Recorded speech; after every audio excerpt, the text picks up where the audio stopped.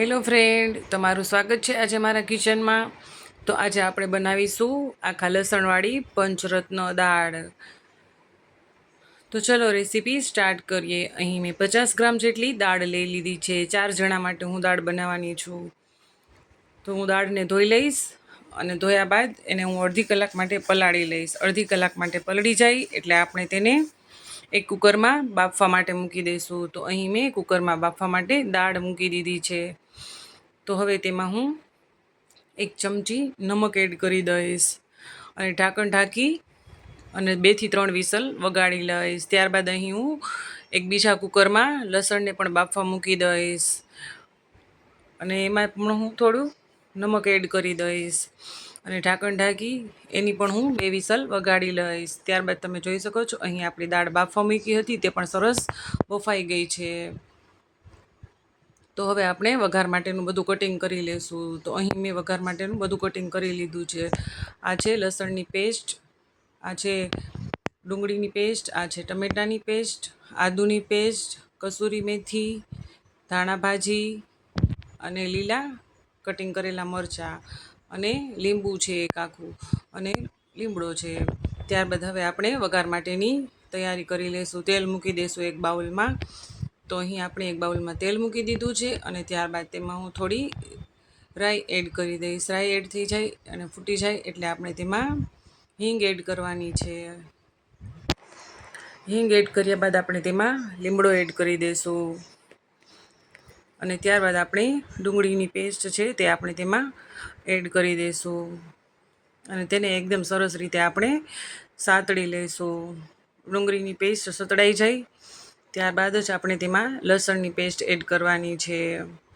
તો અહીં આપણે લસણની પેસ્ટ પણ એડ કરી દઈશું. અહીં આપણે લસણ બહુ વધારે નાખવાનું છે. દાળમાં લસણ વધારે હોય તો જ દાળનો એકદમ સરસ ટેસ્ટ આવે છે. તો અહીં મેં લસણની પેસ્ટ પણ એડ કરી દીધી છે અને તેને પણ હું એકદમ સરસ રીતે સાતળી લઈશ. અહીં તમે જોઈ શકો છો બહુ સરસ લસણની સુગંધ આવે છે. તમને તો નહીં ખબર પડતી હોય પણ બહુ મને વધારે સરસ સુગંધ આવે છે.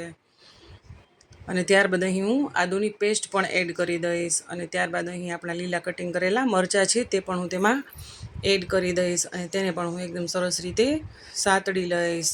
આ બધું સતળાઈ જાય એટલે ત્યારબાદ આપણે તેમાં ટોમેટોની ગ્રેવી છે તે પણ આપણે એડ કરી દઈશું. અહીં આ બધું મેં ચોપરમાં કટિંગ કરેલું છે. એકદમ સરસ ગ્રેવી નથી કરી પણ લાગે ગ્રેવી જેવું.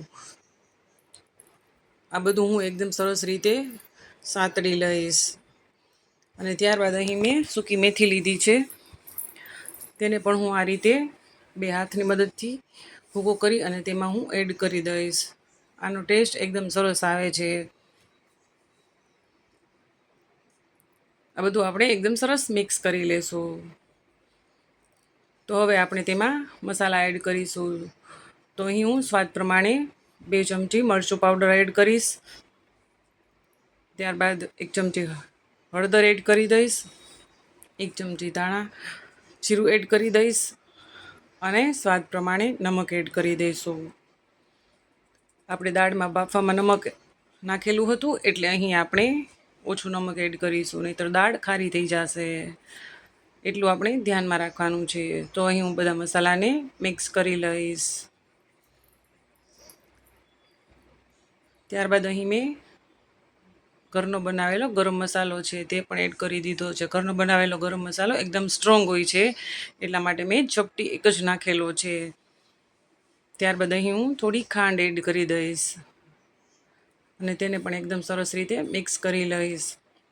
ખાંડ એડ કરવાથી આપણા ગ્રેવીમાં પાણી છૂટું પડવા માંડે છે, તેલ છૂટું પડવા માંડે છે. તો અહીં હું થોડું પાણી પણ એડ કરી દઈશ અને ત્યારબાદ આપણે તેમાં 1 લીંબુ નીચોવી નાખશું. લીંબુ નીચોવાથી દાળમાં એકદમ સરસ ખાટો અને મીઠો એવો ટેસ્ટ આવે છે. તો અહીં આપણી આ ગ્રેવી છે તે એકદમ સરસ બની અને રેડી થઈ ગઈ છે. હવે આને આપણે થોડીવાર સાતળવા દઈશું. સતળાઈ જાય એટલે આપણે જે બાફેલી દાળ હતી તે તેમાં આપણે એડ કરી દઈશું. ત્યારબાદ તેને આપણે એકદમ સરસ રીતે મિક્સ કરી લેશું અને ત્યારબાદ આપણે જે બીજા કુકરમાં લસણ બાફવા મૂક્યું હતું તે બફાઈ ગયું છે. તમે જોઈ શકો છો લસણ એકદમ સરસ પોચું પડી ગયું છે. તો હવે આપણે લસણને થોડીવાર દાળમાં 10 મિનિટ દાળની સાથે ઉકળવા દઈશું. દાળની સાથે ઉકળશે એટલે લસણમાં તેનો ટેસ્ટ બેસી જશે દાળનો અને ખાવાની ઓર જ મજા આવશે. તો હવે આપણે તેને 10 મિનિટ માટે ઉકળવા દેવાનું છે. તમે જોઈ શકો છો અહીં આપણી દાળ છે તે એકદમ સરસ બની અને રેડી થઈ ગઈ છે. તો હવે આપણે તેમાં ઉપર થોડા દાણા ભાજી છાંટી દઈશું. તો અહીં હું એક ડીશમાં